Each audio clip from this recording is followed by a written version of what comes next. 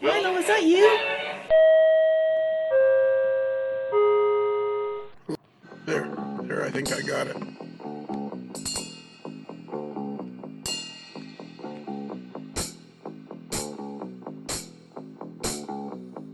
Hey, Kelly. Yes, sir. What's news? What's news? Oh, man, I fell down a new rabbit hole. Oh, did you? Yeah. What is Airline live videos. Airline live videos? Videos. There's a guy named Kevin and a guy named Rudy that set up outside LAX and watched planes land and take off. Oh, man. And I'm hooked. We're going to be interviewing a guy named Danny Harmon, which will be coming up. Actually, probably be coming up in a couple of weeks after this one. I would imagine it'll be in the rotation after Eric's interview. Mm-hmm. And he takes these fabulous rail fanning videos called Distant Signal. Oh, yeah. Yep. And then I was watching a little like a bulletin video of his, and he said, here's another one, a really good rail fanning video page. And I go to that, and it's like I ended up, half an hour later, I'm thinking I got to stop watching this. There's too much stuff out there. Oh, there is. No there is. Too much stuff. I guess I'm not sure. I think this is possibly, Kelly, the first podcast that you've been on. I can't be sure though, so don't hold me to it. But I know you're just as excited as we are that this podcast, as with all the free podcasts on the AML network, is sponsored by Rapido Trains. Oh yes. Indeed. Oh, I meant to ask you about that. That's yes, Bruce. I saw that. And as we know, Lionel, Rapido Trains is your fast track to model railroading fun. There you go. Ooh, nice. Wow. I said to the mailboy, I said, I need a catchy slogan. Boom. It just comes right out of his mouth. That's a great slogan. I know. Hey, Tables, how come you can't come up with slogans? It's just not in my breed. Oh, okay.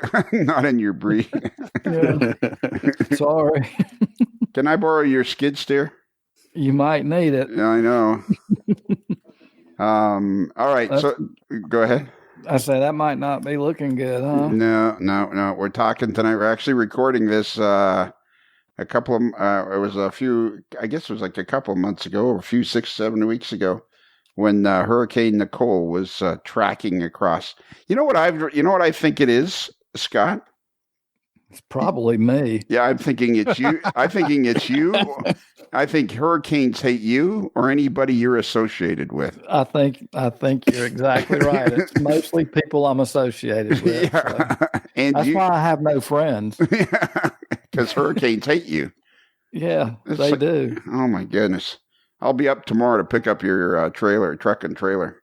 All right. I'll haul it back so I can start. I'll be sandbagging up to the windows here. There you go. That'll be great. I went to the now this will make you laugh. I actually went to the sandbag place just to do it. I did a couple of sandbags just to say I actually did the Florida sandbag thing. Oh, yeah, because if you don't do that, then you can't say you've been in a Florida hurricane. Exactly.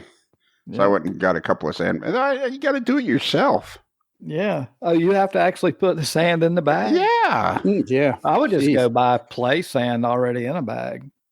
Well, that's pretty smart. Yeah, but aren't they? But this is they're like free. But you got it's free. You stand in that line and I got you. Yeah. Yeah. Yeah, that'd be fun. Yeah, it was for a couple of bags, and then it stopped being fun. Yeah, it stopped really fast, didn't it? Fortunately, the Florida student. What does a sandbag do for you anyway in a hurricane? I haven't figured that one out. I'm not sure. I put one in the driveway. It hasn't moved yet.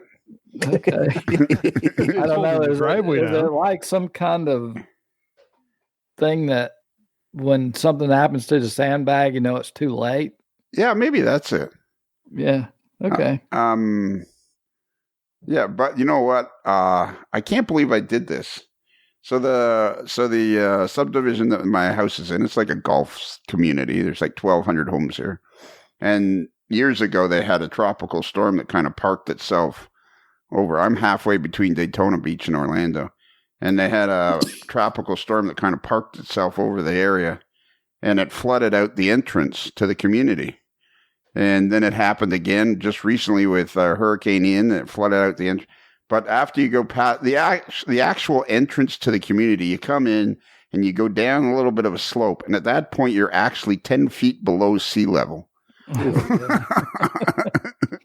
That's a smart place to buy a house. Yeah. But then you go up a grade. And of course, when I found all this out, I started checking. My house is at the breathtaking elevation of 32 feet above sea level. Oh, there you go. Yeah. It's like I get dizzy because I'm so far above sea level. It's hard to get oxygen up here. Just think in 50 years, you'll have beachside property. Yeah, exactly. All I got to do is hang on. Just hang on there, buddy. Tables, have you ever heard of operatingsessions.com? I have. You've heard me talking about it. Yeah. So while we were getting ready for the big podcast, I just went to Layout Directory, and like the third one down is the Allegheny and Western Railroad. Mm-hmm. And a lot of them have pictures. And so this one has like 20 pictures of the layout, and it's fantastic. And I don't think I even knew of it. And it's like, that's what's amazing. I know. Layout size, 87 by 64. Wow. It's in the Hicksville, New York. That's no small layout, is it? No, that's the West Island Model Railroad Club. Yeah. Okay, cool. In Hicksville, New York. I didn't even know it, but it's a fantastic club. I didn't even know of it. And there's like 20 pictures, and they got lots of young guys, and they got a varying age of operators. All right, so tonight we're going to, Kelly, we got the Table Master, and we got Bruce, the moderately agitated mailboy. And tonight we're going to, during this, the entire podcast is sponsored by Rapido Trains. Not just this segment, like the entire podcast is sponsored by Rapido Trains. Wow. Yeah. And they're going to even make a big responsibility. It's a huge responsibility. Yeah. Wow. I'm kind of anal about making sure they get their money's worth. Because first off, I never had a podcast. And then secondly, I never had a successful podcast. And now thirdly, I've never had a successful podcast with a major sponsor. Yeah, that's pretty scary. It is. It's a lot of responsibility. And fourth, I've never had a major podcast that was very successful with a major sponsor with Kelly on the crew. Wow. That's where it really gets interesting. That's where it gets tricky. Yep. Kelly, tell us your favorite thing about Rapido Trains. Oh, the FL9s. FL9s, okay. The Comet cars. We were talking about those the other night. The other night, yes, indeed. Yeah. Well, it wasn't. It was a while ago, but we were talking about those with our buddy. It was the other night. Technically. Yeah. It was the other night, Bruce, but it wasn't the other night. Yeah. Yes. It was the other night of not the other night. Yeah, exactly. Yeah, we were talking about the Comet cars. Yeah. And why are you excited about the Comet cars? Well, I've got 2 sets of them. Oh, do you? Yeah, and I got 2 FL9s in the New Haven paint scheme. Paint scheme. Yeah. Because where I used to live in Connecticut was along the Danbury line, and that's what they used periodically. Have the New Haven paint scheme come through on the FL9s. Perfect. Here's another layout without. Oh, there's this one is the Allegheny, Lehigh, and Eastern, and there's a link to its website. Never heard of it. It's owned by a guy named John Vogler, and I click on it, and it's got a whole website and everything. All right, let's get Eric in here. Kelly, go down the hall and get him in here, will you? Because we got a lot of questions. Right. Eric, come on up. Eric. Hi guys, how are you all? I'm not sure what's going to go wrong, Eric, but I want to apologize in advance. It's all Kelly's fault. Yeah, it's all Kelly's fault. Whatever you feel like went wrong, it's Kelly's fault. Yeah. Good to know. Good to know. So who are you? Well, I'm a software developer, architect, manager by trade. Been doing model railroading for since I was a kid, and I've been doing software development for almost 30 years now. Worked near lots of different consulting projects. Lived here near Indianapolis, and I've been doing model railroad operations since I got hooked on it at the Purdue Railroad Club back in late 80s, early 90s when I was at Purdue University, one of the alma mater of a lot of far more famous model railroaders than me, and just kind of stuck with it. And do you have a layout? I do. It's listed in there. It's very much under construction. Okay. But it's in the layout directory. It's Canadian Pacific, kind of proto-lanced around the Twin Cities, where I spent 4 years off and on. So. All right, cool. And I was just, as I'm looking here, guys, in one of the layouts in Florida is Don Iris, and his Providence and Worcester. That's pretty neat. Yeah. So are you involved somehow in the operations SIG too? I am. I'm on the board of directors of the OpSig, and I'm also the editor of the Dispatcher's Office publication. How long you been doing the editor of the Dispatchers thing? I'd have to look. It's around 5 or 6 years now. Okay. I took over after the previous editor wanted to step down. And I actually was in the same railroad club as Bill Jewett, who did great things for the publication. We were both in the club in Valparaiso, Indiana, back when I was a kid. So, unfortunately, passed away. But I used to play trains with him years ago. And how many members does the Operations SIG have?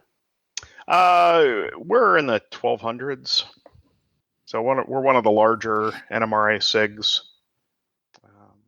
Not the biggest. I think layout design might be bigger, but right.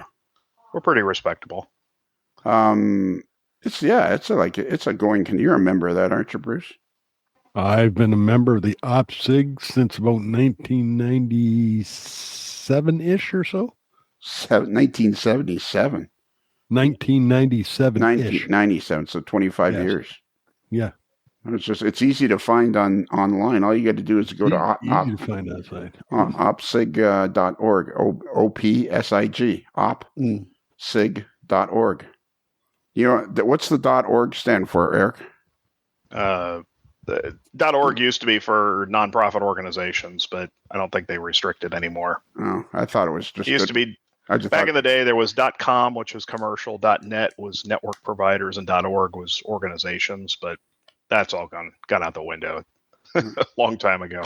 I thought it just meant that you guys were organized. Well, more or less.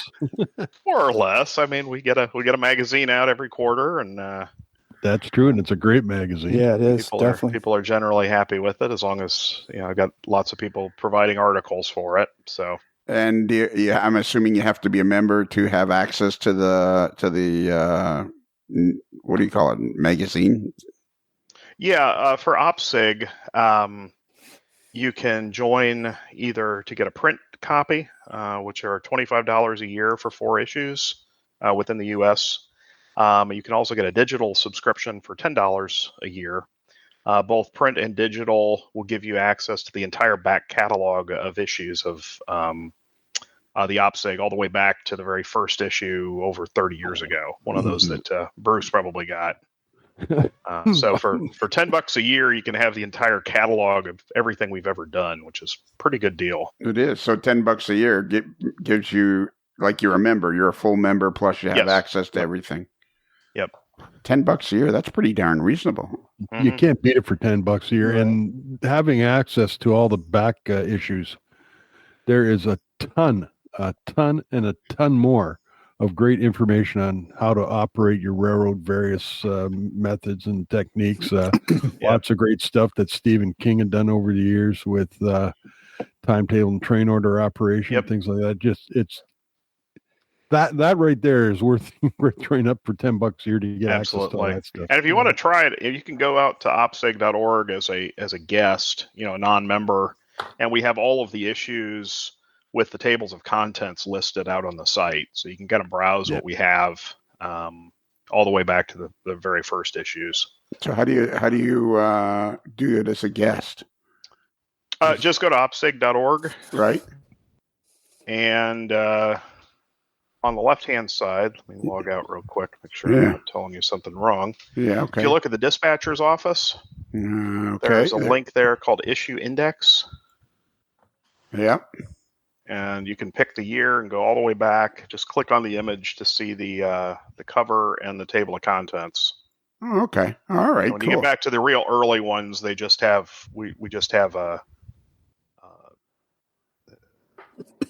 the format changed. Right. Yeah. So there's So when you click, like I'm clicking on April 2022, but there's the cover, and then there's the table of contents inside the cover.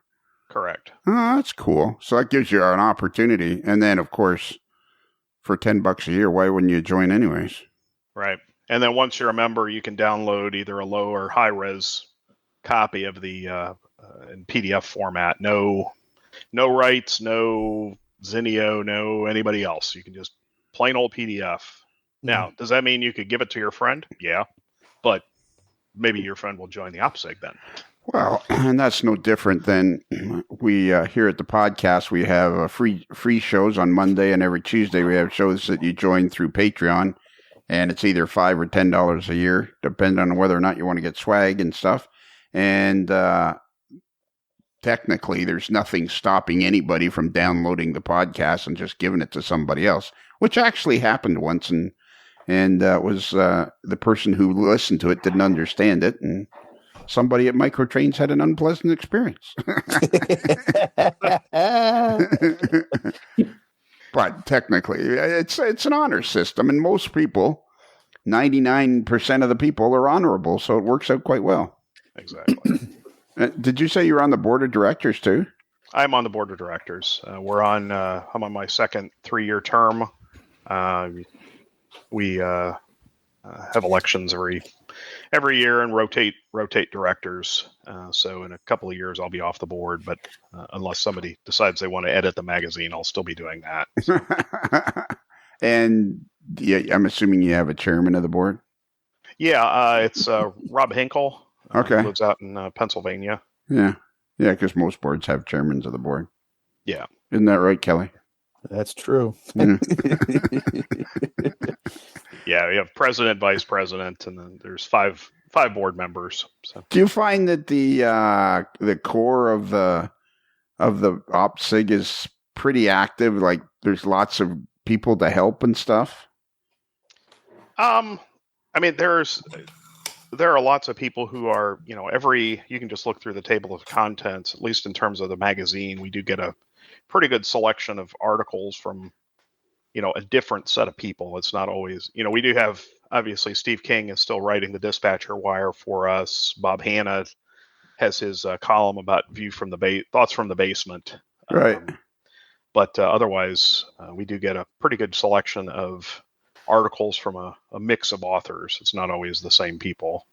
And have you, it seems like a really professionally done magazine, really professionally done. Yeah, the publisher's a gentleman who lives here in town. I've worked with him for years, named Kevin Yaney. He has a company called Yaney Marketing, and he actually got his start with actually doing magazines and print publications. So we had been using another publisher, and because of some changes there, it simply wasn't feasible for them to continue working with us.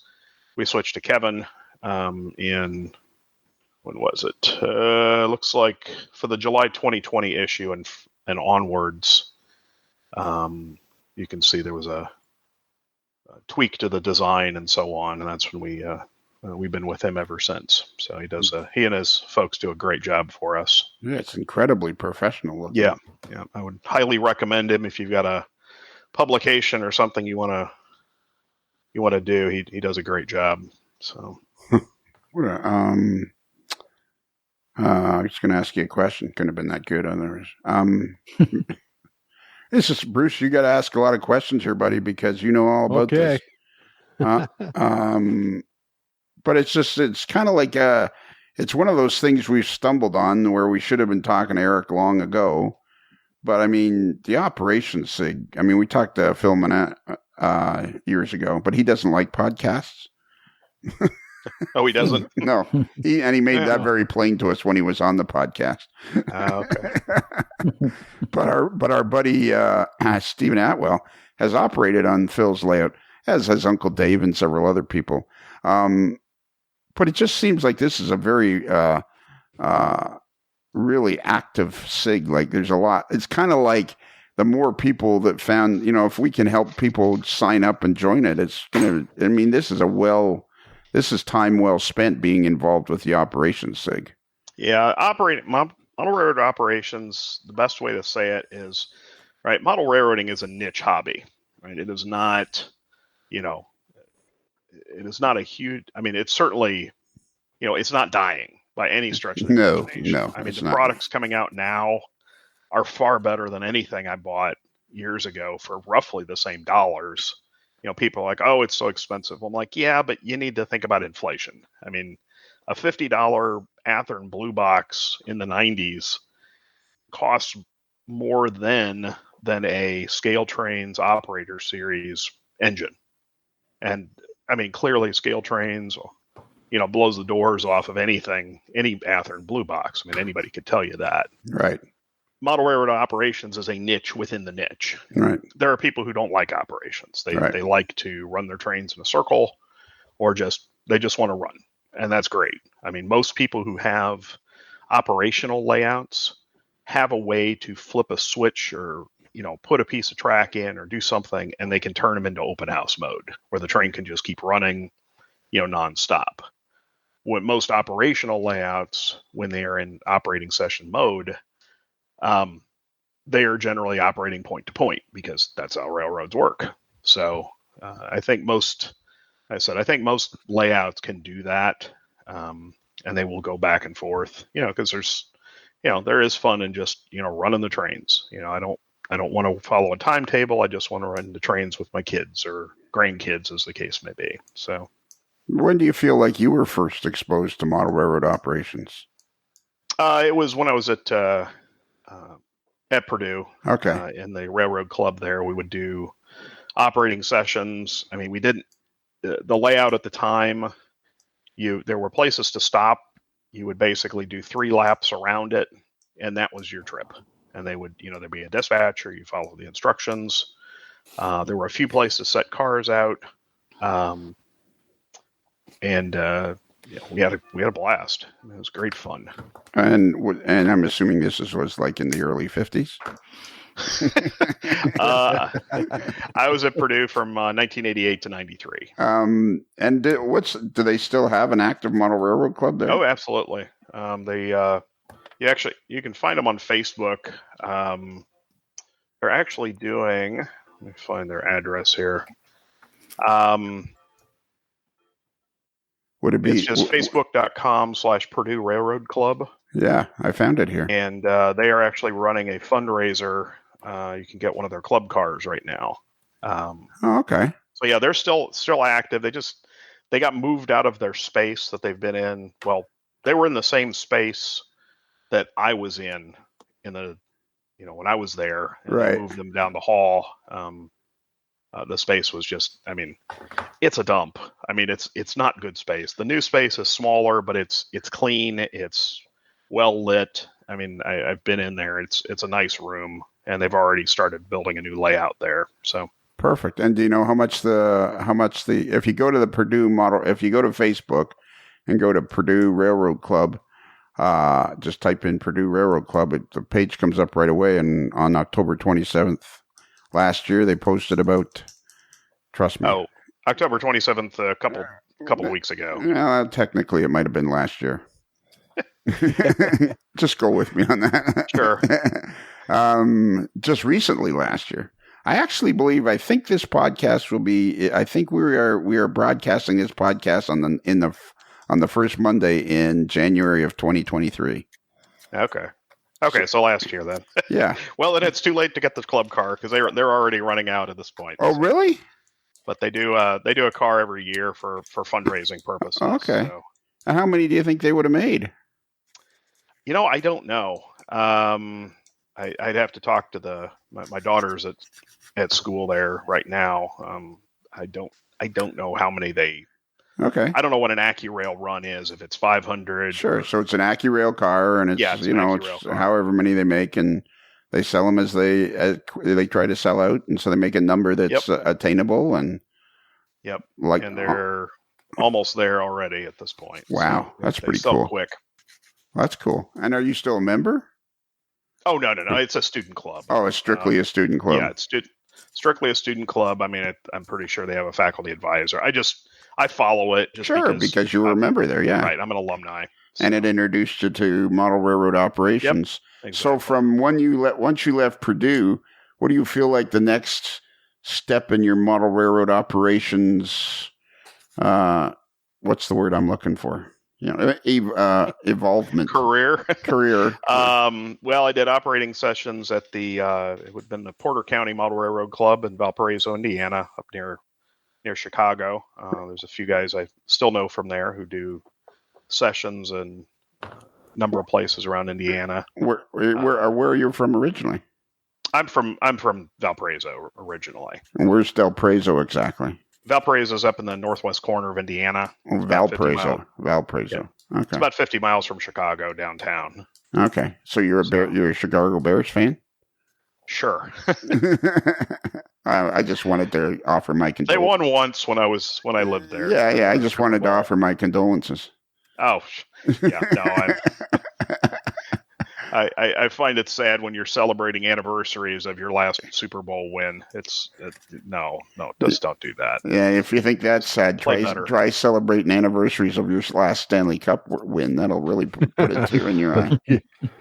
That will bring it right down. So now, Bruce, I'm a little annoyed here because I know you've been emailing back and forth. So you've had lots of discussion with Eric, and now you're being stone silent. Well, we were discussing things related to the group's IO that is somewhat related to the Operation Special Interest Group, and some people not being able to follow instructions how to join that type of thing. But we got it all sorted out. Like me. I couldn't. I have trouble joining things. Yeah. So then you were at Valparaiso. So then I'm assuming you went back home or something like that, and you hung out with that club, and then what? Like, because I mean, it's kind of interesting. I think it's. Do you feel like I feel like model railroad operations? This is going to sound goofy, but what else? What doesn't sound goofy? Are you awake, Tables? Oh. Yeah, I'm awake. I'm sorry. You woke him up. I think he just fell off his chair. Yeah, I did. I was. You have no. Yeah. Okay. I'm here. I'm just now getting into the operation, so this is interesting to me. Do you belong to the SIG? Oh, I do. Attaboy. Yes, sir. He won one of the subscriptions at Tomstock. Oh, did they have subscriptions there free? Yep. Yeah. Who organized that? Was that part? It was a raffle prize. I talked to Rob Hinkle, who was also at Tomstock. That's right. Rob was at Tomstock. We should have interviewed him then. I didn't interview anybody at Tom. I did a couple of people. I think I lost Brett's interview, so we better get on that. We better get him on here. And how do you say his last name? Stankiewicz? Stankiewicz. Yeah. Can you spell that, Tables? No. No, I can't. So you were talking about Eric. You were talking about scale trains, and then you were talking about AccuRail's cars. We just like to we here at the old AML network like to just remind ourselves when anybody does that we're big fans of Rapido trains. Oh, I've got I love what Jason and company are doing up there. I've got a one of their Royal Hudson steam engines that graces the my layout downstairs. So wow, there you go. They do some great work, and we are also happy to have them as a sponsor of or an advertiser within the OPSIG. They have perfect. They have our back cover. So well, there you go. Thanks, Jason and crew. We appreciate it. Yeah, thanks, guys at Rapido Trains. I think people are going to get sick of me saying that, but I'm just they do some really cool stuff. Well, they do, and you were talking about where I ended up after I was in Valparaiso. I actually moved to the Bay Area for a while and actually rode the BART trains that they just announced. Okay. And when you were out there, when you were out west on the west coast, were you able to continue on with your operations? Yeah, there's a club that I think is still there, the San Leandro Historical Railway. San Leandro Historical Railway Society in San Leandro, California. They're an old Southern Pacific depot, and they built a layout inside the station, and we would do operating sessions there. And was there for a few years. Moved out to Virginia. Was in the Vienna Model Railroad Club. I think it's the Northern Virginia Model Railroaders, I believe is the name of it. It's still there. Are you in trouble with the law? No. I moved out to California to work for a little .com that became a .bomb before they even coined the term. They went out of business in '97, and my girlfriend, then fiance, then wife, was doing grad work at George Washington in D.C., and so I moved out there. We lived there for 4 years, and then moved to Indiana before our first kid arrived. That was 2001, and we've been here ever since. So after Virginia, you moved to Indiana. Yep. Yeah. Yep. That was 21 years ago. Yeah. So, when you're on the run from the law, the best place to hide is the middle of the country. Well, it's flyover country here. Exactly. It's fine. It's the best kept secret. So do you belong to a club or a group of guys that have operations, or like you? Yeah, around here we don't. I mean, there is a railroad club in town, the Naptown and White River Club. I'm not a member of that club. It's not convenient to get to. Mostly around here, it's kind of people have their layouts in their homes, and so I'll go. When I have time, I'll go run at people's houses. They've been here to run a couple of times when I was, but I'm in the process of adding on a lot more trackage in the industrial areas before I'm really ready to operate. But yeah, there's a good number of layouts around here. A group called the CIROPS, Central Indiana Railroad Ops. CIROPS, Central Indiana. Yeah, CIRROPS.org. CIRROPS.org. Yep, that's one of the. If you're on the, we have an event. Let's see, our next one's going to be in the spring, but there's 4. So Southeast Michigan, so like Detroit area, Southwest Ohio, so Cincinnati, Dayton, us, and then up near Fort Wayne. It's called Three Rivers Ops. We basically rotate. We'll do 2 of those per year. So every 2 years, we'll have an event. They'll have one in the fall, and kind of round robin. So that's an ops till you drop, where you do 4 sessions over a weekend. It's great fun. Bring the Tylenol and the ibuprofen, though. Is it invitational, or is it kind of? We have ours as open. So now, like right now, the one in getting ready for one in November down in the Cincinnati area. It's actually this coming weekend, and those are open. They're publicized on operatingsessions.com. You basically just have to be an operator and come sign up. Okay, most of the layouts. Go ahead. No, I was just going to say this is going to sound like a really dopey question, and if you're a regular listener to the podcast, you'd be used to it. But if you're not, and you're a guest, just be prepared to be like that. Was to be thinking to yourself, well, that's a really dopey question. like it seems to me like model railroad operations is a huge part of the hobby, but it's not a huge part of the hobby. It's like I loved model railroad operations when I had my layout. I had regular guys come over. We did it every month. We had pizza. We had a great time. I know that there's tons of layouts out there where there's model railroad operations. There's the Operation SIG, but I don't think it's like makes up the bulk of the model railroaders. I think a lot of people have yet to really be exposed to it.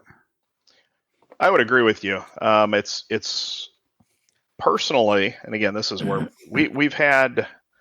There are some people who are, I would even say, anti-operations, where they don't understand it, they don't get it, they don't like it, and it's like, well, that's fine, but let's not denigrate the people who do it.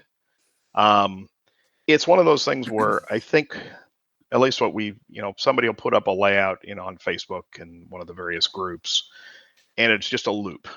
And it's like, okay, well, what are you going to do with it? Where are your trains going to go? Are they going to deliver cargo? Are they going to? And you don't even have to do much, but just having a little bit of operations, just, okay, take the car there, swap one, bring, drop one, pick up one. You can do just little bits of operations to make it more interesting. Because at some point, the circle burner layout is going to get boring, and it's going to sit, it's going to gather dust, and eventually it's going to get torn down.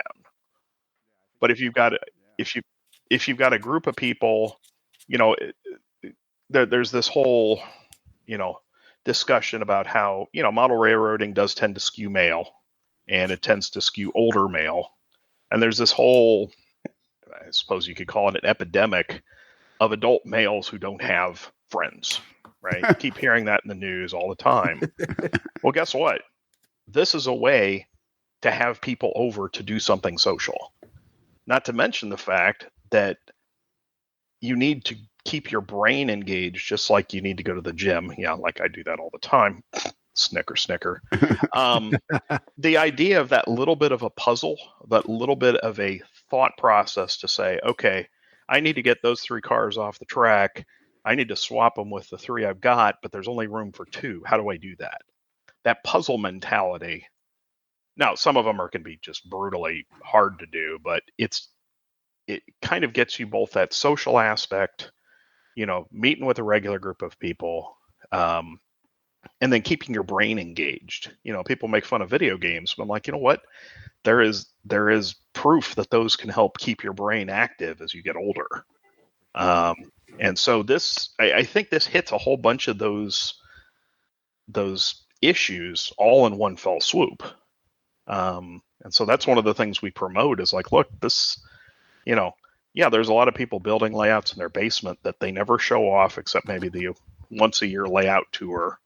It's like, well, build it to have other people over. Have fun with it. Yeah. So I just recently, I have 3 examples of that off the top of my head. One of the guys that's on the podcast a lot, the Average Don, he moved down from Rhode Island, and he always wanted to be in the mafia, but he just wasn't very ambitious. So really all he ended up with was a string of crooked laundromats. You put your clothes in, and when it gets to the rinse cycle, it won't give you back your clothes unless you keep feeding it money. So, but he built a beautiful layout. He had a big layout. Then he retired to Florida, and he's actually on 12 Valley Oak Drive in Sebastian, Florida.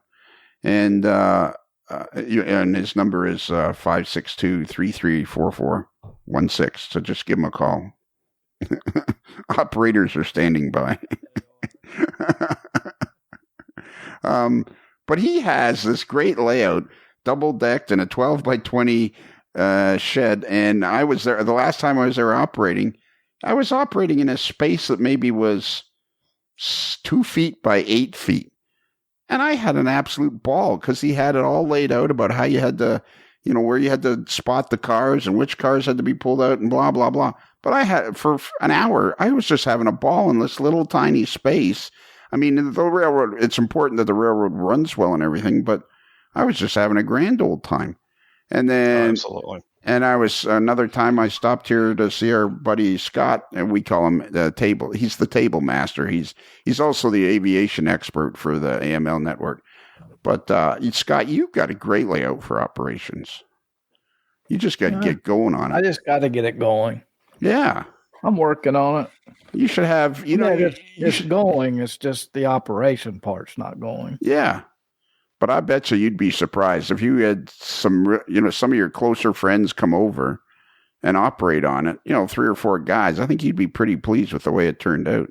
Yeah, I think I got it. After being a member of this OPSIG, I've gotten a lot of good ideas. And not only that, now I have actually a plan in hand to start operating. Well, there you go. Yep. There you go. Your first step on the way, man. Yep. And it's all because of this exact thing we're talking about right now, OPSIG. So yeah. Yep. That's great. That's what like I said, people tend to get, if you have a bad experience with it, or you go to a layout and they're rude or they're standoffish, anything that'll turn you off.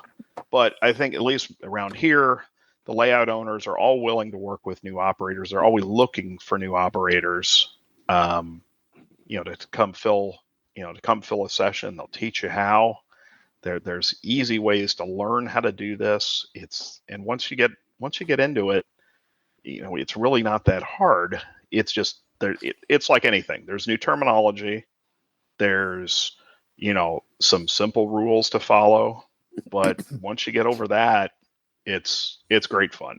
Yeah, and like in my case, I didn't know where to start. So now I have a starting point, which I would all of these guys, and it's there. I just got to get it, before Christmas, I'll have an operating session. So we'll see how it goes.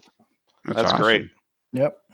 You mean before last Christmas? Yeah. Oh, I'm sorry. There'll be one. I just had one. You'll have one soon. There you go. Yeah, he just had one. He just had one. Yeah. Yeah. I forgot.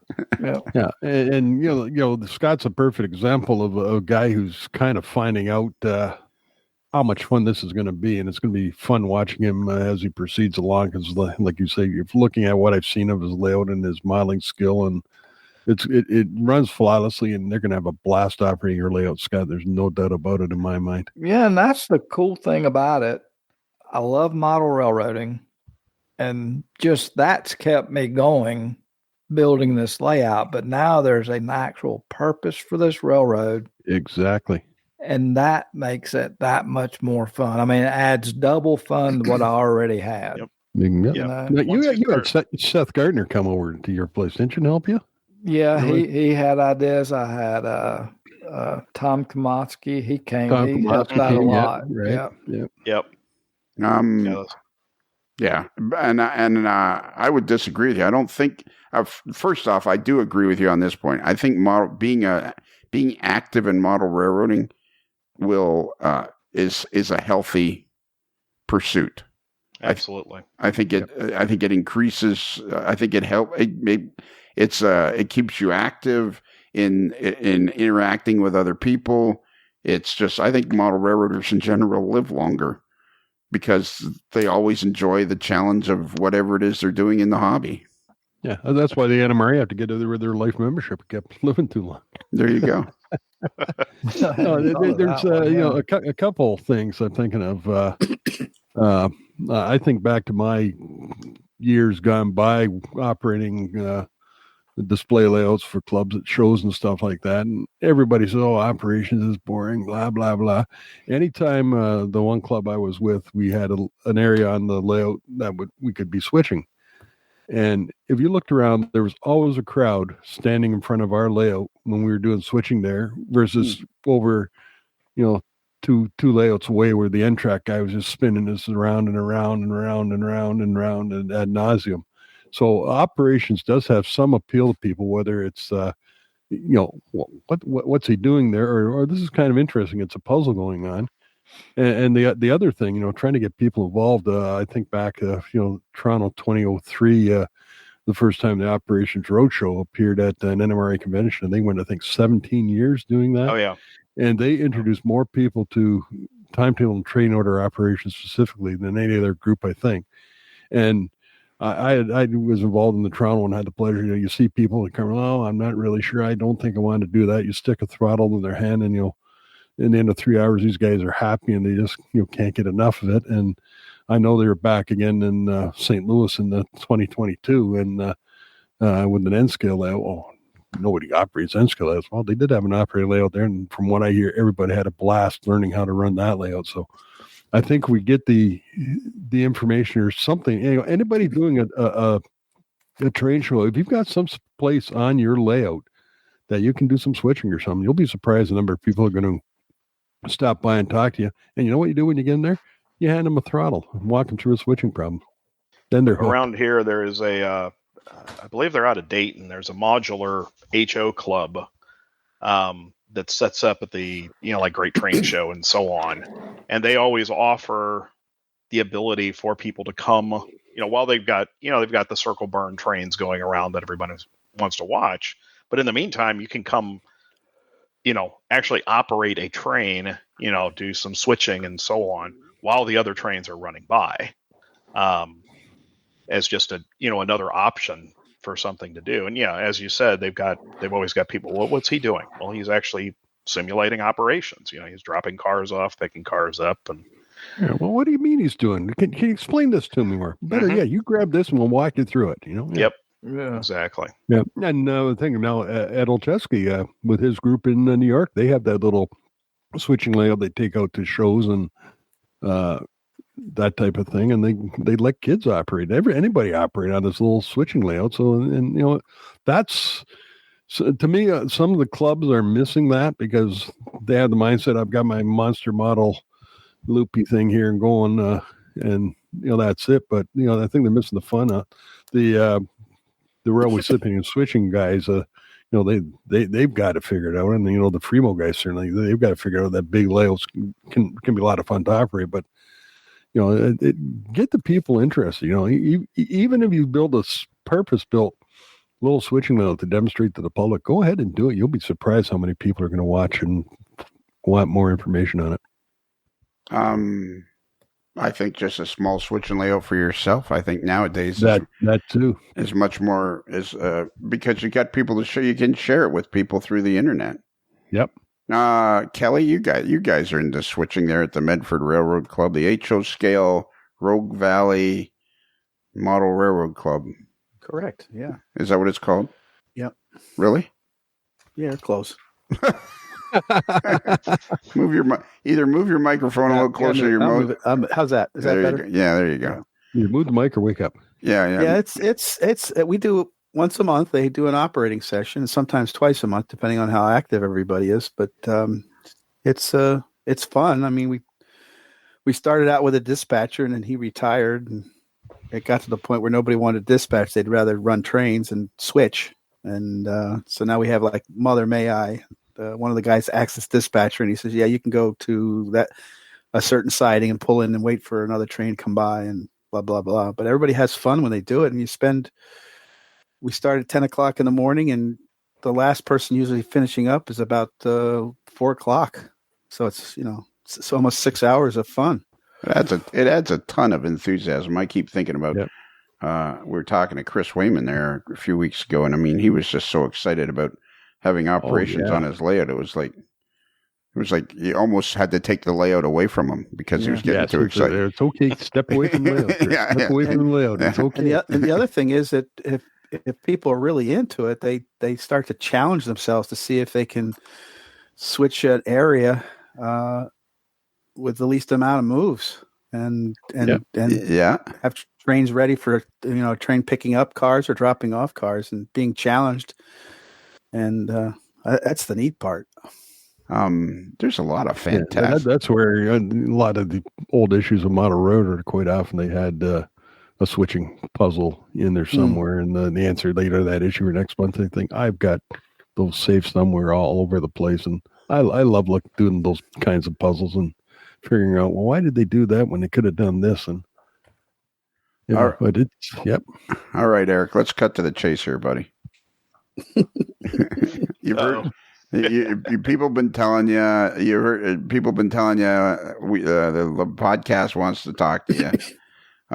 You've been contacting me. I've been ignoring your emails, not on purpose. I'm just not an email guy, but I got around. I got around. I think I only sent you an email. A friend of mine who said, "Hey, did you hear yourself on the podcast?" I'm like, "What?" So he's like, so he put me in touch with you guys. So.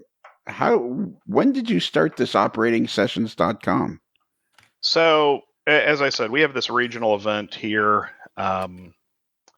So back in 2018, we were doing a SeerOps event here, and because I'm a software developer and because I'm partially lazy, what I was trying to do is come up with an easier way to do the itineraries. I build people said, okay, I want to sign up for these events. You have typically 30, 40 people, and you've got to get them into an operating session, each one of 4 time slots. So like a Friday night, Saturday morning, Saturday afternoon, Sunday morning.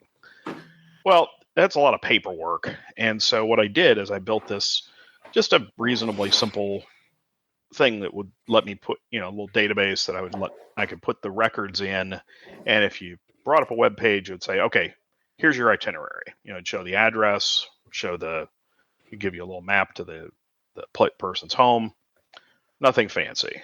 And it's like, so I said, well, we can use that again for the Southeast Michigan event. That would be the next, I guess it'd be probably the spring of 2019.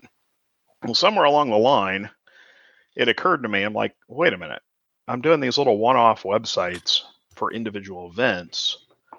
With just a little bit of work, I could make this into something more generic. And so several pages of notes later and some furious coding prior to the event, well, suddenly we had the beginnings of operating-sessions.com. And while it was originally focused on just this big event, I kind of looked at it and said, you know what? Layout owners are always looking for more operators. They can't get people to come to the session. People who want to run trains, it's one of these where you have to know who's got the layout, and then it's like, well, do you invite yourself over? It's this idea of, well, we're trying to connect these people. We're trying to connect the layout owners with the model railroaders, the people who want to operate. And so that's kind of how the whole thing started, was as a way to get these two groups of people together, plus to allow us to set up these larger events, let people register for themselves. It takes some of the manual drudgery off of the organizers. Of, okay, well, I've got to find a spot for these. And this group wants, these 4 people want to register as a group, and well, there's not space here. So that's kind of where it started, and over the years we've added on to it. And obviously, COVID kind of took a whack to it because nobody was getting together. But at this point, the site's got over 1,000 users. There have been, let's see, at last count, from all of the railroad owners, there have been 375 events either scheduled or run since the site's inception. Wow. Whether it's a single, a lot of them are, Bob Hanna hosting an operating session on his layout, but there's also been a number of, we've had SeerOps, we've had Island Ops out in New York has used it. The NMRA convention in St. Louis used the system for registering all the people for operating sessions, and they're planning to use it again for the Texas convention later in the summer, July, I believe, July or August. There's been several regional conventions. The Indy Junction event that was held here in Indianapolis, we used that. So, like I said, it's very slowly building up, and the whole thing is it's a network effect. If you're registered, the way the system works is you can basically tell it, okay, tell me about any events within a certain number of miles of me. We use a little bit of geocoding to figure out, okay, roughly this is 25 miles from you. Or you can say, I want everything. So like I get every single event every week. We're slowly getting more and more people around the country to use it. which then leads to more people using it and so on and so forth. So, but the whole idea was to put the operators together with the layout owners, provide a useful tool to let them schedule things, and seems to be working so far. So it just seems like a fantastic, like I don't fully understand. I still don't. You probably can explain it to me for a couple of months and I wouldn't understand. I don't understand how, like, the guys, the Tri-City, what was that convention called that you just had in Indianapolis? Indy Junction. Indy Junction, yeah. So they used it. Correct. So I didn't understand. So basically, probably the layman's explanation is they tell you, okay, we're going to have operating sessions. They give you the layouts, they give you the times, they give you how many slots are available, and then once it fills, it automatically, as people sign up, it realizes, okay, this layout's full, that layout's full. Is it kind of basically that simple? That's exactly what it does. Now, like I said, this is the way the system works. It's first come, first served. Right. Now, there's a number of events. You asked whether they're open or invitational, that are considered invitational operating sessions and operating events. Right. You have to have an invitation. They're limited.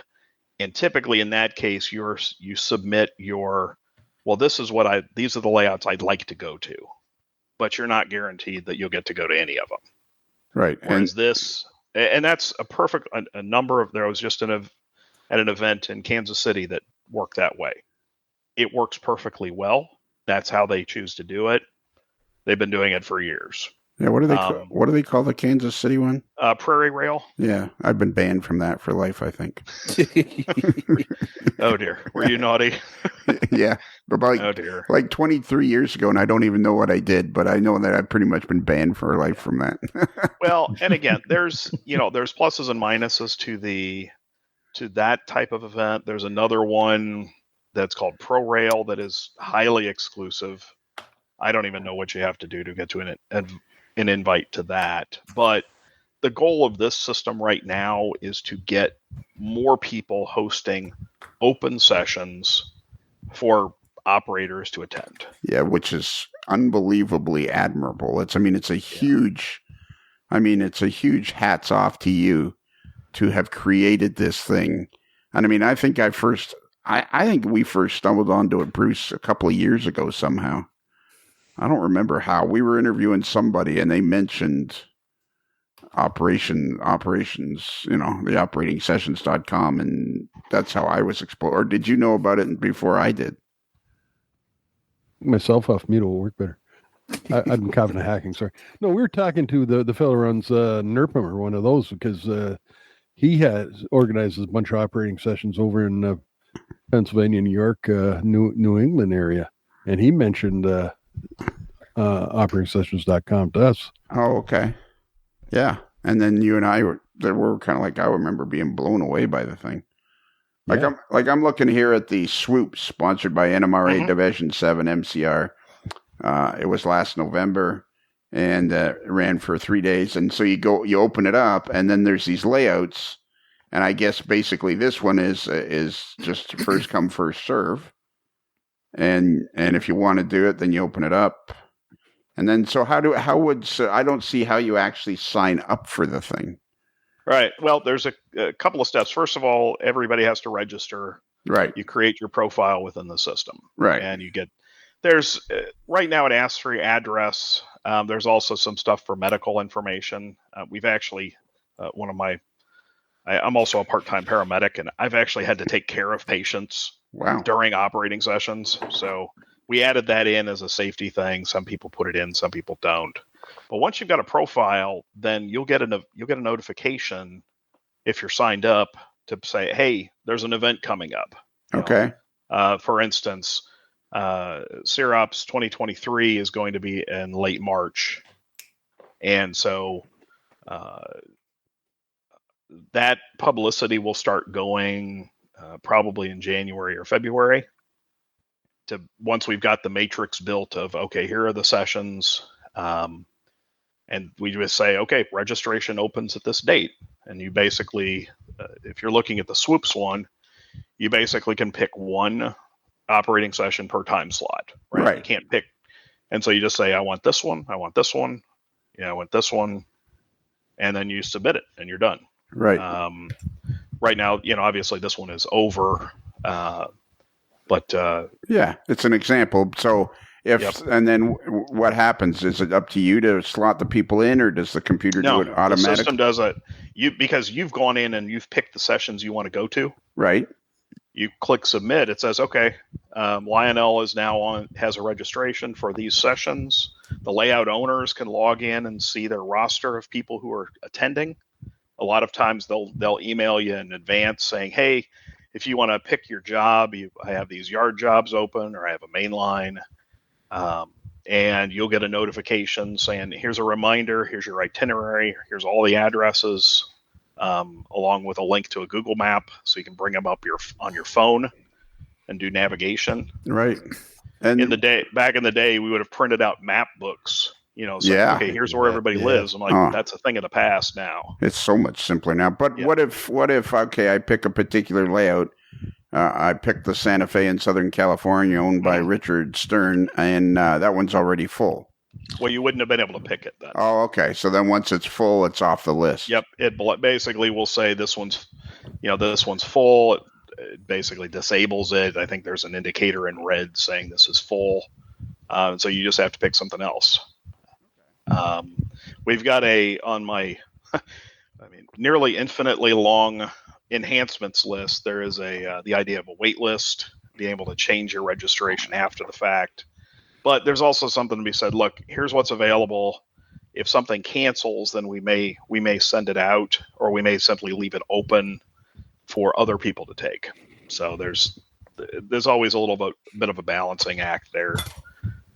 People get sick, people get things get canceled, because like I said, this particular event, the swoops one, we actually opened this for registration. I believe it was probably early September, and it filled up within 2 days. And it fills up very quickly because people are looking forward to it. Yeah. And with the between the publicity that Rick Stern does as the organizer, plus the notifications that go out every week saying, okay, this is coming, here's when it opens, people are ready to register when it does open. Right. So Kelly, are you doing something? No, I just moved my headset. Keeps sliding off my head. Because somebody's doing something to their microphone. Yeah, that may have been me. Sorry. Oh, was it? Well, I'll take the blame. Yeah, we always blame Kelly. The thing you have to remember, and I'm sure you'll be back on the podcast again, Eric, over the years. The key to having a fun time on the podcast is anything that goes wrong is Kelly's fault. Got it. Scapegoat. Yes. Yeah. I've got a question about the website. It's obviously a great tool to get potential operators and owners together. Is there also a way that owners can get word to other owners that you better watch out for this guy? He's he doesn't play well with others and he damaged stuff and things like that, and so he can be banned? Or is that just kind of the owners will figure that out on their own by talking to each other somewhere else? Well, there's a couple of things with the system does have, and there's a few things on my backlog to do. So we've had there have been layouts, and I've been doing these events, attending these events, and there have been some layouts I've gone to where I had a horrible experience. Either the electrical system, the electrical system wouldn't work, right? You keep getting max, slot max, or something, and it makes for an awful event. There have been places where I've been yelled at because I missed a turn. I'm like, I'm sorry, are you yelling at me? Seriously? There have been ones where they clearly weren't ready to operate, and then they took it out on the operators. And so one of the things we've got built into the system is a way for me as a participant in the event to give feedback. And it's the system generates this automatically to say, okay, after you've done the session, you get a way to give a feedback, just a simple thumbs up, thumbs down, and a place for a comment. And you can even do it anonymously if you need to. So that me as the event organizer, we were talking about larger, multi-layout events. We've had layouts where this layout was a disaster. The operator, the owner, there was some problem with the layout, or they just didn't enjoy it. We had one where it was at a railroad club, and the club members basically, these are experienced operators. You pretty much put them on any layout, they know how to operate it. They know all of the different types. And like the layout, the club members wouldn't let the guest operators do anything but road crew. They wouldn't let them do yard, wouldn't let them dispatch. And the few people who were on the layout, there was always like a club member like watching them, like stalking them. And it's this makes for a really bad experience. I'm not going to ruin your trains. I'm not going to do anything bad. So that information comes up to the layout or the event organizers, so they can say, you know what, maybe we need to suggest to the club that, hey, this made for a really bad experience. You might want to tweak that. At the same time, one of the things that's on my backlog is to do the same thing, but the other direction. Right. Where the layout owner can give feedback on the operator.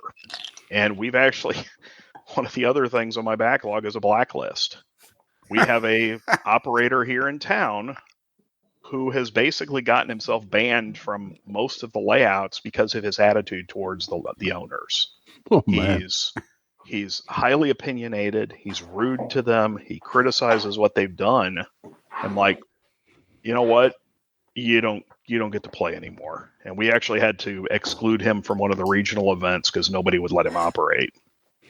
So that's something that, and in addition to the feedback, I'm going to steal an idea from eBay. I don't know if they still have this or not. The idea of a reputation, the little star. Oh, yeah. Mm-hmm.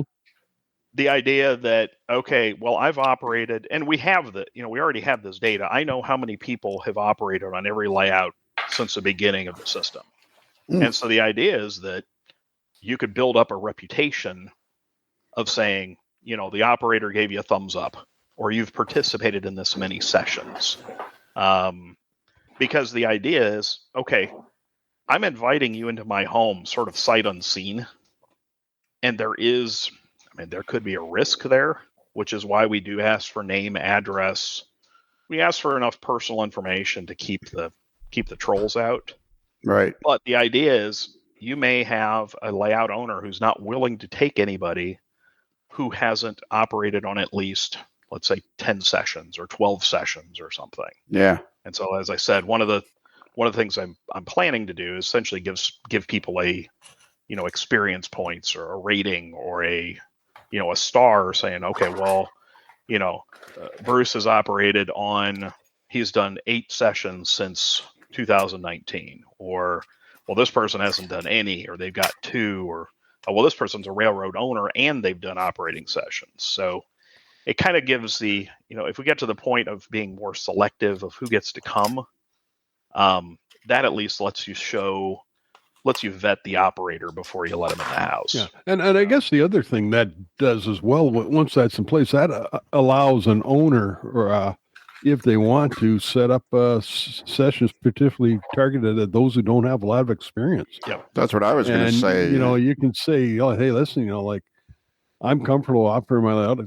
Bring some guys in who don't have a lot of experience, because they're going to come and learn how to operate, and it may not go as smooth as whatever, but they're going to have fun. They're going to learn, and they're going to gain experience and confidence. So that's and that was kind of reason how is there a way to rate and do things like that.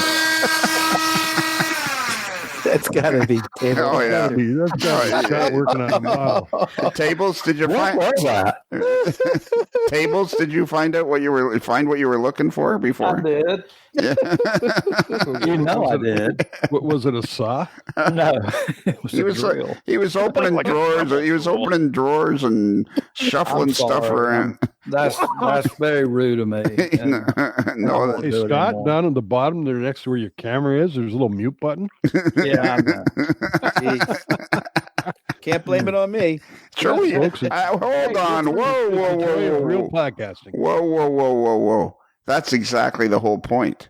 I know. We are blaming it on you. You You're a should keep. bad influence, Kelly. Yeah, Wow. you're bad. You should keep Scott under control. Yeah, he's too far away. He's just across the table. What are you talking about? How do you Oh, like this studio, Kelly? How do you like this studio now in this blue and in the Via colors? Oh, in the Via colors, or Oh, it's in are you in the southern Rapido.com. Are we in the southern studio or the northern studio? Well, they've both been painted now. Oh, They've both so it's been the official colors redone. of the. Yeah, they've both been Okay. redone in Rapido Trains colors. That's great. Yeah. When are they going to move? When are they going to move the passenger car in here so we can sit in? Yeah, well, we already Okay. there's a couple We're of crates. trying to figure out how to get up to the 48th floor, and that's the issue. Yeah.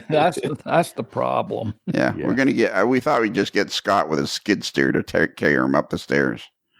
And that could be possible. I know it could. I'd suggest going backwards though. So yeah, that's a good question. I had while you were. I got a couple of questions now, but what about having the opportunity because we don't want to scare people. Like, this is a great interview, but we don't want to make it sound like operatingsessions.com is exclusive to only people with experience. Absolutely not. I think what you need is layout owners who are willing to take new operators on. Some are. I would say the vast majority of layout owners are looking for new people who've never operated on the layout. And most layouts have a fairly easy way to learn. You start by maybe working with another operator who's been there before. You maybe work on a road crew first, because that's generally right. If you've got the passenger train that runs the layout, that's one of the simpler jobs, right? You get into, okay, well, now you've got to make 2-3 stops and drop some cars. Okay, that's a little bit harder. Then you've got I'm going to run a local, and I've got stops everywhere. We've got lots of switching to do. There are some layouts that have a more formal training program, pun not intended there, where you essentially have a list of things that you need to do to be qualified on this layout. And you have a checklist, like this operating session, you're going to work this particular train. And then once you've done those, then, okay, now you can switch in this yard, or now you can be dispatcher, and so on. Most places are not that formal, but I'm talking very large layouts. Some of the, something like a La Mesa Club out in San Diego, I know they've got a program like that, where there's a lot to learn, and they're not just going to turn everybody loose on the layout. The 2 times that I've been to La Mesa, both times they've allowed me to operate, not during during one of the operating sessions, but they obviously didn't let me go by myself. They paired me with an experienced person. Yep, because you're not going to know everything on the layout. It's too big. Now, a smaller layout, I mean, like the ones I just ran on out in Prairie Rail, I had never been there before, but they tell me, okay, it's this type of layout. I'm like, okay, how do I figure out where I'm at? All right, there's things on the sides. I'm doing this train. How do the cards work? I'm good to go. But that's also somebody who's been operating for decades. So, you see the same types of things everywhere. It's just, okay, well, this is timetable and train order. Okay, what type of cards are you using for the cars? Oh, we're using car card waybill. Great, I'm good to go. Just give me a map, tell me what I need to do. And I think you just need more. And like I said, I think the ones that are not willing to teach new operators are the tiny exception. I think it's important too for us all to, or for us to say, like, you're going to have a system eventually on operatingsessions.com where layouts can be rated and operators can be rated, but it's important for us to also emphasize that is the tiny minority. Right. And again, some of that feedback would not be public. Right. Certainly an operator rating, or a layout owner rating an operator, a lot of that, if I start seeing negatives, that would be something that I would design the system to flag to my attention. Right. Say, wait a minute, we've got, this guy's gotten flagged at 3 different layouts. What's going on? Because again, you need to keep the bad operators out of the system. And probably even you could say not necessarily bad operators, but people who aren't willing to learn. Right. They're bad. Call it what it's bad actors. They're people who bad actors. People who aren't respectful. Correct. People who aren't willing to try to learn. People who aren't going. Don't play well with others. Yeah. And that's what's actually led to a number of these invitational events instead of them being open, is because people are like, well, I want to know that, I had to go through a process to get an invitation to this event because somebody is vetting me to say, yeah, Eric knows how to operate. He's good. Yeah. Whereas these were, the layout owners generally are open to new operators coming. They're fine with it. But if you start, running the train at 90 miles an hour and drop my Royal Hudson on the concrete floor because you were being an idiot, well, you're not going to come back. No. And that's actually, there have been places where people's trains have gotten damaged. Yeah. And I'm not talking a coupler falling off. I'm talking like major damage to the layout. Theft. It's just theft. Oh my God. It's just like, that's ridiculous. And that's what's unfortunately led to a number of people basically saying, no, I'm not inviting people. I'm not going to open it up. Yeah. Well, it is. It's actually a huge service if you continue on in that direction. I mean, because generally, just by looking at the website, it's obvious that most people want to interact and embrace the hobby and the people that are in it. That's obvious just by looking at your website. But it's inherently a social thing, right? And there's a contract that if I'm coming to your layout, I don't touch anything without your permission. Yeah. You tell me if something derails, can I put it back on the track? Exactly. If not, I'll call you. Have you thought of? Wow, that's kind of a neat idea. That just made me. Have you thought of perhaps somewhere on the website just putting a basic list of etiquette? It's not a bad idea. There's a lot of people will do that. If you look at some of the layout directory layouts, they can put up additional documents saying here's how my layout runs, and some of them do have etiquette in there. The best saying this is what I want you to do on my layout. People have to be. What I allow. People have to be made known of what what etiquette is expected. And in fairness to the visitors, one of the best, and I was lucky to learn this lesson, probably 35 years ago. And I played a lot of golf, and one of my friends became the fella that was the pro at my golf course, and he was actually the Canadian Pro of the Year one year, but we played a lot together. Now he was a scratch golfer plus, and I mean he hit it a mile and everything, and it made me look like I barely could understand how to swing a club. And I asked him one day point blank, I said, how come you don't mind playing with me? And he says, I don't care who I play with or what their ability is, so long as they understand the etiquette of the game. He says, I can play with anybody that understands the etiquette of the game. He says, I don't care what your ability is. I just want you to understand the etiquette. And it's the same thing with model railroading and going to somebody's house and being part of an operating session, or it would even apply, Kelly, to a visitor coming into your layout. It's like if they understand the etiquette of respecting the layout and the work that's gone into it, you pretty much don't care how good they are at it. You just want them to have a pleasant time, especially if they can respect and understand the etiquette that's required. Yep, there's actually on the Operation SIG Facebook page, there is a video on September 16th. It's a YouTube video from the River Rail Ops group out of La Crosse, Wisconsin, titled exactly that, Etiquette when visiting a model railroad. So you can find that on YouTube. And it's like, no, this is not your property. You don't, I'm inviting you to come here.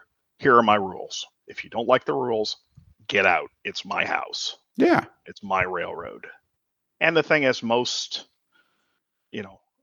most people are adults, and Yeah. they will, it's like, no, kids are not, Kids are not welcome, or kids are generally not welcome unless it's like an open house, or you make and prior. then I expect the kid to be with the parent. Yeah, or you make prior arrangements. I mean, Correct. I was with Uncle Dave, and he was. Whose layout were we at? Oh, Dave, I'm not remembering his name right off the top of my head. Ted Pamperin. I did remember. Anyways, I visited Ted Pamperin's layout in New Jersey with Uncle Dave and his 3 children. His 3 kids are very well behaved, and by the time we left, Ted had the kids running a train, and with some supervision, and he invited them back for an operating session. Exactly. Wow. I remember when I was in the club in Valparaiso, I was one of the only. I mean, this was, it was all adults, but I was I think I was a high schooler at the time, and I had to show that no, I'm not going to destroy everything. I'm going to, be respectful of everybody's property. And once you prove that, then you'll get invited back. So. Yeah, I see. Do I understand that there's a lot of individual layouts on the upcoming events, like with their regular sessions? Like I see. Oh yeah, the vast majority. If you look at the upcoming events page, if it doesn't say layout info. All the ones that have layout info, those are what I call a single session event or a single railroad event. Right. So those are all individual layouts, single, one session. Now, some of them there are some of the layout owners who schedule sessions way out in advance, but no, Sure. Those are individual layouts. So these must be people that are more than willing to accept visitors. And then again, if you could come up with a system that kind of, gracefully says, well, this person probably shouldn't be invited again. That would be, make the site even that much better again. As I said, I hate to have to put something like that in, but we've already had a case where somebody had to be blacklisted to say, no, you don't get to go to this event. Yeah. And I didn't think that was fair, because really all I did was spill my Diet Pepsi on the layout. And then all the next thing I know, I'm being blacklisted. Oh man. It's always something. How many times did I warn you, Lionel, not to have it near the layout? Yeah, and you couldn't blame me on that one. Well, I blamed you anyways, yeah. Well, it wasn't so much that he spilled it on the layout, as that then he sopped it up and dumped it on the command station. Yeah. Oh, yeah. That's when things took a nasty turn. No, things went badly then. It went from really bad to really, really bad. Well, really fast. Yeah, and then I don't think I was blacklisted at that point until when I was backing out of the driveway. I ran into the wife's car, and that was then things. Just... And you have that problem just about everywhere you go. I think you should just probably not be invited anywhere anymore. Yeah, that. Just keep going forward. Yeah, exactly. Yes, yeah. Get a chauffeur from experience. Yeah. Well, it was all you had to do was just like wave your arms to get me to stop. If you wouldn't have been going so fast, I would have had time to wave my arm. 3 or 4 miles an hour isn't fast. I was backing up. Beep, beep, beep. Mm-hmm. Next time I'll have the backup camera on. Yeah. Yeah, there you go. Eric, we had a little bit of a mishap with Scott's bus. I'd prefer not to discuss it. Yeah, we don't need to go there. It's way. There's a lot of water under the bridge. Yeah. Mm-hmm. Apparently, some people under a car. Yeah. So, since you started, does it feel like this is like way more successful than you would have expected? I think so. As I said, I have not. Other than sneaking an article into OpSig because we needed the page count, and well, I get to do it because I don't get paid anyway. So I've really not publicized this at all. It's been more word of mouth, using it for the events around here. But now, I mean, like there have been several. There's an event in March up in Rochester. I don't even know who's running it. They just decided to use the system because they saw it somewhere else. So really, these guys, this Lakeshore Division NMRA operations around the clock weekend in March 24-25. So they didn't even contact you. They just used the system. Yep, they just used the system as it was intended. And wow. I had reached out to them basically saying, hey, thanks for using it. If you have any questions, just hit me up. I mean, we make it very easy to contact me. And people will say, oh, now how do I do this? And there have been some things was like, well, I can't do that, but here's an alternative to it. Like for the event in Cincinnati, we wanted to have one of the layouts didn't want to operate, but he wanted to have an open house. It's like, okay, well, let's mark it as an open house and people can sign up for it. We'll just make the maximum number of people like 100. So Wow. anybody can sign up, and that way it pops up on the itinerary. It's I don't know about you guys, but I think Eric deserves a real tip of the hat here. It's a brilliant solution to what's needed. Oh, thanks, guys. Like I said, there's a lot more to it. I'm actually in the process of putting together a user council where I can say, okay, I want to have people representing like individual layout owners, people who do regional events, people who are involved in the national events, to say, okay, where do I want to focus on? What's the most important thing in terms of priorities? Is it letting you do a private list of, I want to create a list of people I want to invite. I don't want to make the event open to anybody. We've had a number of requests for it. It kind of goes against the principle of open and free operating sessions, but if it gets more people into the network, it may be worth doing. The reputation system we talked about, I've actually got a whole design for how could this be used for one of these, we'll call it the invitational system. Because again, with those systems, there's a lot of manual paperwork. And if you can at least get the people into the system, well, I can generate all the itineraries and all the reminders and all that. Even if they want to manually assign people, well, maybe we can make it easier, to say, I would have liked to have everybody have open, free access to sessions, but maybe there's room for other systems too. Maybe we can adapt the system to make it work. It'll be interesting to talk to you on a semi-ongoing basis over the years to hear about the evolution of the site, because that's something that's kind of, I completely understand why it happens, but it's always kind of something that's made me feel like uneasy, is that there are invitational events that are blocked off to people, and yet you hear about them, and it's kind of like, do you really want to have a party where you tell everybody about it, but they're not invited? Yeah, and it's it's a little bit of maybe a little jealousy that I don't get invited. Yeah, that's but that at too. the same time, it's like, well, I can't go to all of them. And that's it too. But, I can do something to support the people having events. I can't get to the one in wherever. I'm not going to fly out to Oklahoma for a 1 to 4 session on Sunday, but I've provided a system where they can have other people operating, and that's really the goal of this, is to get more people into this part of the hobby. And you got to be super proud of yourself.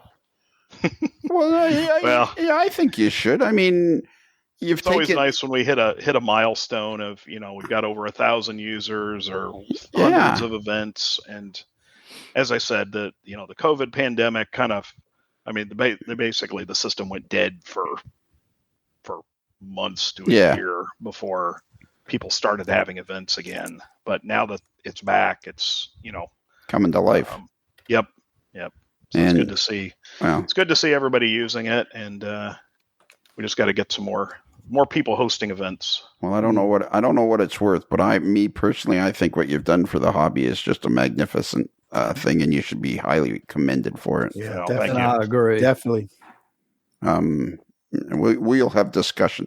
We're going to have backroom discussions about this when you'll be excluded from that, Eric, when we have backroom discussions. Oh no! Yeah. Okay, I'm going to go over here and cry. Yeah. You can handle it. Yeah. It's nothing personal. Yeah. Is there more layouts than you expected? Have you come up with have you come to realize, wow, there's like way more active layouts than you thought of? Yeah, there are 270 layouts in the system.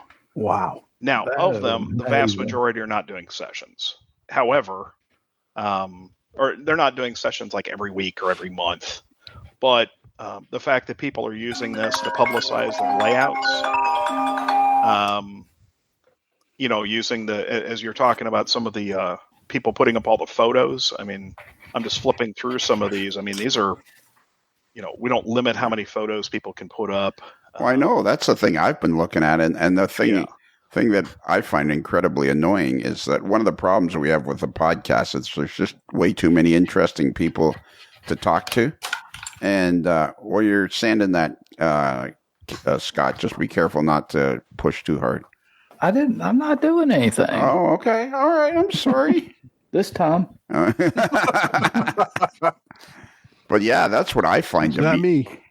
Yeah, that's the thing I find to be incredibly fascinating is having the ability to look at all these layouts, and some of them are just fantastic. Oh yeah, I mean, there's one of the ones around here owned by Dan Heinel called the Rail Express.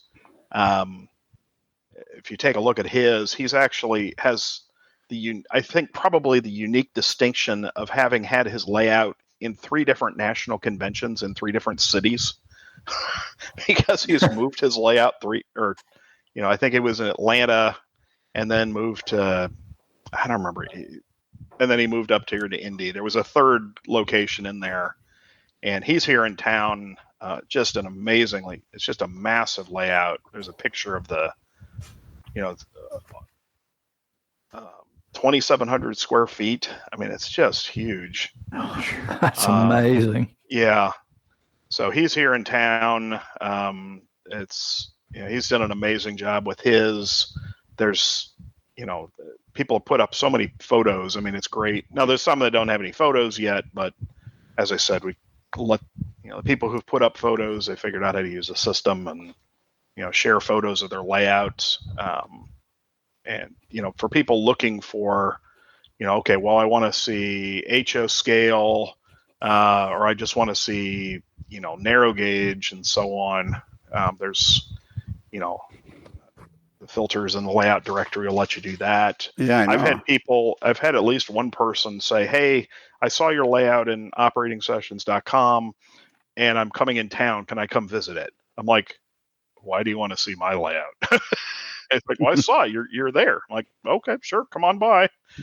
And I'm like, hey, Jody, I'm going down to the basement. If I don't come back, here's who it was who came by. So, Yes. but yeah, people are, looking for places to operate, layouts to visit, to see stuff. I mean, now, is it just, oh no, there's Alberta there. I see Alberta. Yep. Yeah, No, currently the system is set up, and it says all states. I apologize to our Canadian brethren. I need to tweak that to all states and provinces. But right now we're focused on just the U.S. and Canada. I have a few people in Europe who want me to modify the system. However, Europe has some rather, let's say, extensive laws that sort of reach across the pond in terms of privacy and so on. Okay. It's a lot of, I'm like, I don't operate in the EU, but they expect me to follow all their rules. So, Yeah. But yeah, I mean, the other thing that we found, at least in terms of the events, is that the more pictures you put up, the more likely you are to get people who want to come operate. Oh, for sure. Yeah, I can see that. And that's something we stress to, people setting up these events. It's like, you've got to have pictures or people are not going to show up. We did that with the Gateway Convention in 2022. It's like, you've got to have good pictures of the layout. And sure enough, all of them, if you're on the layout directory, if you pick Gateway 2022, you can see all the layouts that were participating, and they've all got great pictures. I mean, some of them have all of their operations bulletins. Yeah. And some of them have like a link to a website that they have, or a link to a Facebook page. Yep. I mean, there's just tons and tons of information. Yeah, I'm looking at the AT&SF Kansas division. He's got a picture of his dispatcher panel, his dispatcher worksheet, dozens of photos here, pictures of his yard. I mean, it's like, okay, that's the one I want to go on. I mean, that's the type of operating I want to do. And I even see Mike Burgett's got his layout up here too. Yep. Okay, here's a question for you. I know the OPSIG also has a railroad directory on their website in the members only area. Yes. Are these two lists mutual, intermingled, totally separate? What's the intent code of this now? I obviously built the OPSIG website, and the code got copied over from operating sessions to OPSIG. However, they are completely separate. Okay. There is a very thick firewall between operating-sessions.com data and OPSIG data. So if somebody appears on both lists, it's by their own choice. Correct. Yeah, it's just fantastic. Well, that's simply there because not everybody on operating-sessions.com is an OPSIG. Not everybody in OPSIG is an operating-sessions.com. It's now we have options to say, yes, I am a member, because events can be scheduled where you have to be an NMRA member to attend, for instance. Now it's all self-identified, but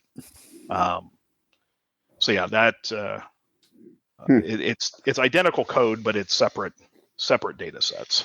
It's funny you were saying it's important for people to put up as many photos as they can to get people to come to the layout, because we found the exact opposite here at A Modeler's Life. The more pictures we put up of ourselves, the less people will listen. Well, my photo is not on the site anywhere either. So pictures of the layout of the train. Yeah, right. Yeah. We put up pictures of ourselves. Not a layout of us modeling. Yeah. No. Oh, that's where we did wrong. We're doing the George Costanza thing. There you go. Yeah. Oh, that's an image I didn't need. Well, I think that's pretty good. I think for your first, how do you feel like your first interview went? You didn't kick me out, so I guess I did okay. Yeah, I think you did pretty good. I think it was great fun talking to you, and I hope you'll be willing to come back again in a year or two and give us an update and all that stuff. Sure. And talk more about the operations SIG. And have you ever been the president of the OpSIG? Nope. And I will not be. No, I want to make sure that I'm the editor of the publication. I maintain the website. That's sufficient. Sure, absolutely. I will let other people do something. Yeah. OPSIG should not be about one person. No, for sure. But I think it's a pretty active group. I mean, obviously, like with every group, it's 10% of the people that are doing the work. But with 1,200 people, I think you got a fairly good core of people that are active. It's obvious. It's obvious that it's a very active group, and there's lots of people who want to help make it work because it's a very successful group. And we're always looking for people to write articles. We do have some jobs, like managing our relationship with great advertisers like Rapido Trains, among others. We have people who manage membership, take care of our back issues. Mm-hmm.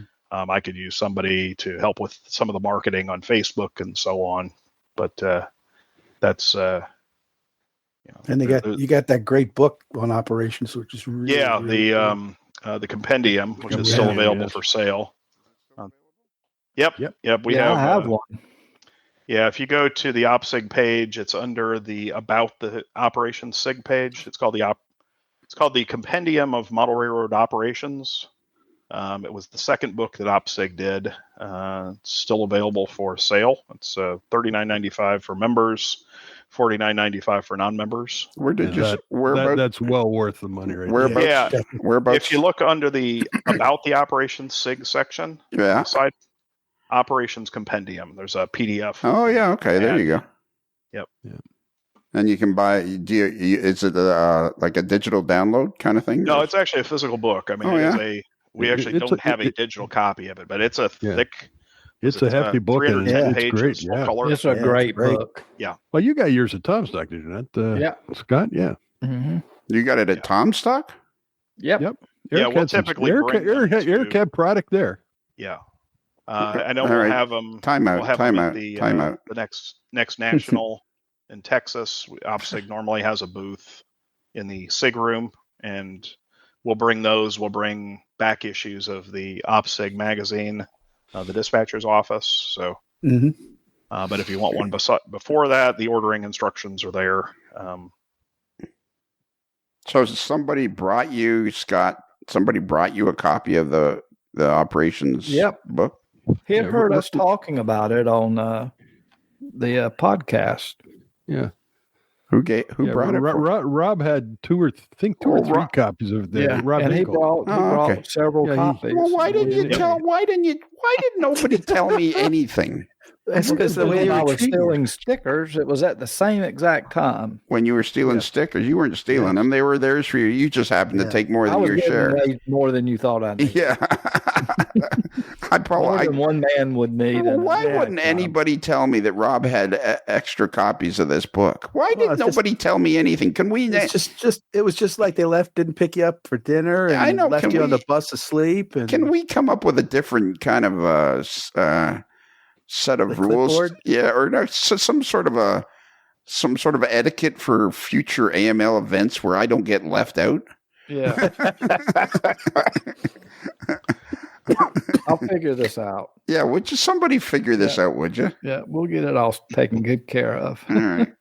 Well, I'm pretty sure that I do have a little bit of pull, and we can probably hook you up with a copy of the book in exchange for that. You would enjoy reading this book. Yeah, you would. Yeah. Oh, it's a great book. Yeah. I love it. All right. So everybody join the OPSIG group, and then you just go to OPSIG. $10 a year digital membership. Yep. $10 a year for the digital. Print in the U.S. is $25 for right now. Postage has gotten kind of expensive, but everybody gets full access to the website. You can see all 30 years of our publications. That's a very, very well. Speaking of bargain. Speaking of value for your money, Eric, if you enjoy this podcast and you want more podcasts to listen to, not only will you get a free podcast every Monday, which is sponsored by Rapido Trains, your fast track to model railroading fun, but also on Tuesday, then you'll have access to another whole series of podcasts every week. So you get 2 podcasts a week. What were you cutting there, Scott, when we... I was cutting a piece of, what do you call it? Wood? No, it wasn't wood. It was PC tie. What was it? A piece of PC tie. Well, circuit board, printed circuit board. Yeah. Oh, okay. But not one. It was the end of it. I'm making a mounting pad for a pickup wire on a truck. Oh, yeah, because you're rebuilding your 70-tonners. Yep. Okay. New wires all through them. How's that RS1 coming? Oh, you ought to see it. All right. I'm looking forward to it. Yep. It's almost there. I'm getting ready to put it in the old paint booth. Do you think it'll run as well as stuff from Rapido Trains? It'll be close. Okay. Because if you didn't know, Scott, Rapido Trains is your fast track to model railroading fun. It is. Without a doubt. So, Eric, do you mind if we conduct a little business here while you're here? Of course. Okay. You guys, it's going to be up to you guys to decide if I mention rapidotrains.com too much or Rapido Trains, because I'm just like, I'm going to be anal about making sure they get their money's worth. Because I'm just like, we'll let you know. We'll go, okay, enough. Yeah. Well, I like how you get fast tracks involved in that also. So you should talk to Tim about that too. No, the deal we made with Rapido Trains is so they're the the sole exclusive. Oh, that's even better. Yeah. Did you not read the announcement? I read part of it, but I'm dyslexic, so it's like parts get mixed up. You know what I was thinking when I read that announcement, Lionel? We chatted a bit. The perfect guy to doing this stuff would have been our late friend Boston Joe. I know. Oh yeah, he would have been perfect for coming up with something for them. Yes. Yeah, definitely. Yeah, but if we could come up with a commercial, I think our buddy Hardpart would be good at reading it. There you go. Yeah. What else do we got to do? Maybe he can even come up with a commercial. Yeah, he might be able to. Well, I don't know if let's not give him too much credit. Yeah, he's so busy. His head to swell. He's so busy with his hair and selling boots and cars and buying cars. Yeah, well, Scott's good at that. Not publicly. No, I know, but you're good at buying them. He's good at public. He can do it in the public Well, eye and say it. yeah. I just don't. I'm not that worthy or wordy. I meant to say. Yeah, me neither. Really, we shouldn't even have a podcast. Let's face it. Well, we want to get down to it, yeah. Yeah, if we want to get right down to it. Okay, and if you didn't catch the email address, if you go to our website, amoddlerslife.com, and just scroll down a little bit, you'll see a picture of the moderately agitated mailboy in a particularly agitated state. Maybe we should change that picture now, Bruce, because you won't be as agitated because Rapido Trains is the exclusive sponsor of the AML. There you go. We the pressure is off. Yeah, the pressure's off. We'll have to pick up a new one. Yeah, just click on that picture and boom, the email is already filled. The address is already filled in for you. And you just got to put in your subject line and your text. Maybe we should come up with a system where the email's already filled out too. Yeah. There you go. I think that's one other thing. One last thing. No, we mentioned briefly T-shirts, but never got in the nitty gritty of T-shirts. Yeah, well, and also if you want, Eric, have you ever wanted a T-shirt with a hot dog on it? A T-shirt with a hot dog on it? Yeah, I asked you. I asked you first. That was the question. I asked you first. I never crossed my mind. Really, eh? Huh. We find that surprising. Yeah. We thought that would be a common trait for people, is that they would want T-shirts with hot dogs on them. Yeah, we're missing this one. I mean, if you work at Portillo's or something like that, they sell hot dogs there. That's true. Them being interested. Mm.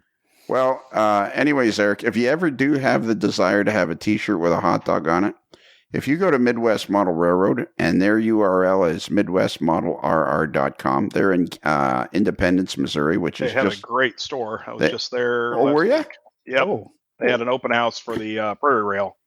There you go. Great store. Did anybody mention me when you were at Prairie Rail? I did not talk with the owners very much. So No, I mean just at Prairie Rail in general. Did my name come up? not that I remember. Just be glad. I was busy. I didn't hear. You didn't talk to I'm me? sure I answer. did. Oh, okay. Good answer. Yeah. Did you see anybody wearing Modeler's Life T-shirts? I'm pretty sure I saw at least one. There you go. So there you go. That's pretty cool. Was our buddy Tony Cook there? No, he doesn't get invited either, and I think it's because of his association with me. Yes. Yeah.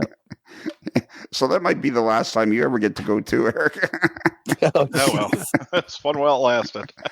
Well, anyways, Eric, if you ever do have the desire to have a T-shirt with a hot dog on it, and you go to Midwest Model Railroad, and their URL is midwestmodelrr.com, and you go across the navigation bar and click on AML, boom, you are in a wonderland of hats, hoodies, T-shirts, mugs, anything with a wonderland of AML merchandise. Including a shirt that says, "It's all about hot dogs." Well, it's a picture of a hot dog, and underneath it says amoddlerslife.com. Mm. That is a And lovely. it's four different colors. That's Yeah. You got to have more than one color. Yeah, you got to have more than one T-shirt. And I think that's it, isn't it, Bruce? Check. Yeah. All right. We got them all covered. I got the whiteboard covered with check marks all, so we can say we covered that. And next time, just erase those check marks, and we're good to go again. Yeah, exactly. Just wipe out the whiteboard. So now, Eric, at the end of the show, we have something important for you to do. Okay. Now, it's important that you understand. There's no singing, there's no dancing, there's no interpretation. We want you to just simply say "Happy Rails" to you. Happy rails to you. Yeah. Can you handle that? I can probably manage that. With Happy rails to you. I better write it down. Yeah, write that down and Happy rails to you. and put in quote or a parenthesis with enthusiasm. With enthusiasm. Yeah. Okay. So happy rails to you with enthusiasm. Right. That's it. Yes. Well, Eric, as we close the barn doors on another episode of A Modeler's Life, and the sun slowly sets over the back 40, I guess there's nothing else left to do except for you to say, Happy rails to you.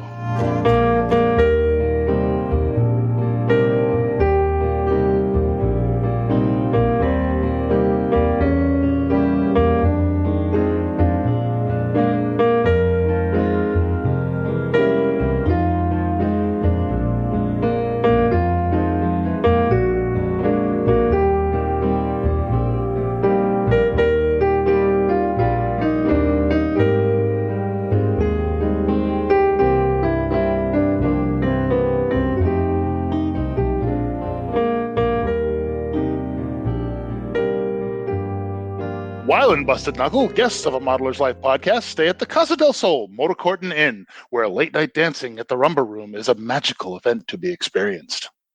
It's another Lincoln Homer.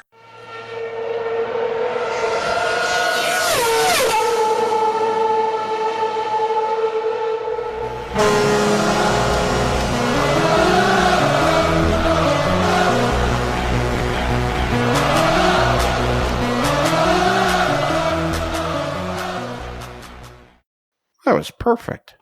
Yeah, it was well done. Well done, Eric. That was excellent. And now that's an hour, almost 2 hours of your life you'll never get back. But First time I've ever been interviewed. So is that? Oh, Yeah. wow.